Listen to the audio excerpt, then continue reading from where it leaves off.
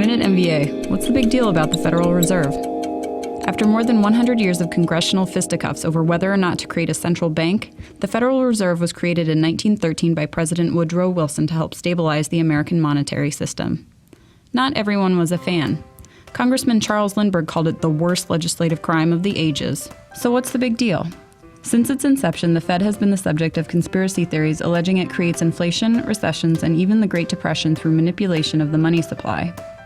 The typical argument against the Fed is that it's a private corporation partially run by the same banks it's supposed to regulate.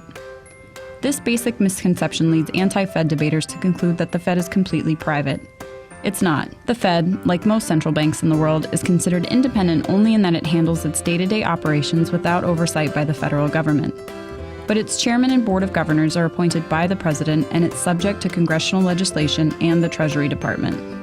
Since the Fed was created by congressional charter, they are not organized like a normal corporation. Shareholder banks have no voting power, and all decisions are made by government-appointed bureaucrats. Finally, the biggest myth is that the Fed owns the government. The claim is that the Fed lends money to the government at interest, thereby stealing the people's money and selling us into debt slavery. The only problem? The interest on debt held by the Fed actually goes to two places. One, the Fed pays itself out of this interest to cover its own operating costs. And two, the rest of the interest is rebated to the Treasury. So no, the Fed does not own the government. For more information about finance programs, check out onlinemba.com.